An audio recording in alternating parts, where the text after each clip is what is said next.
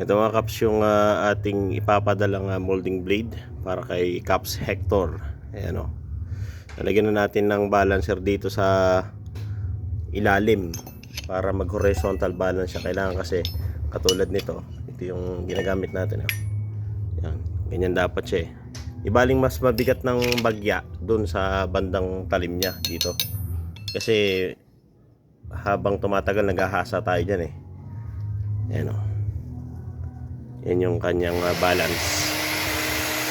Ngayon mga Kaps ay tetestingin naman natin doon sa ating table saw. Sasalpak natin kung okay ba yung pagkakalapat niya.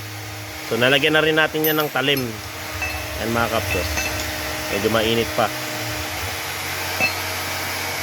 Yan o. Iaasinta natin mga Kaps.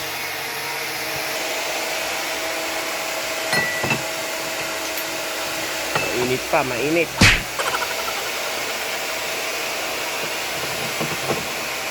Ayan. Yung butas nitong ating molding blade mga Kaps ay mas malaki ng bagya sa 1 inch para swabe lang siyang pumasok dito sa ehe ng ating table saw shafting.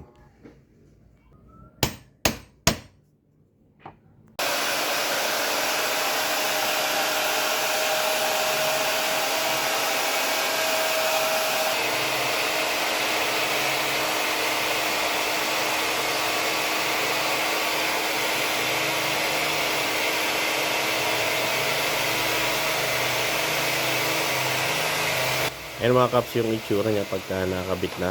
So ang ikot niya is ayan, pakayod. Pakayod. Tetestingin natin ngayon mga Kaps.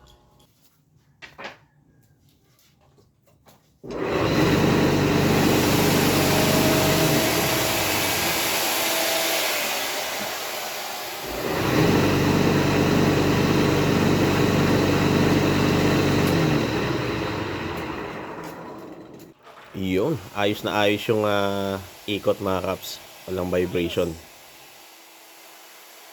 Yung molding blade na yan mga Kaps ang ginagamit natin sa pagbabandeha. Ayan o. Katulad nung mga nakikita yung bandeha ng pinto natin na yun na ginawa. Bandeha ng pinto o panel doors. Bandeha ng pinto ng cabinets. Pwede rin yan sa mga headboard ng katre. So sa lahat ng mga raised panel board design, yung molding blade na yan ang ginagamit natin mga Kaps sa pagmumuldura.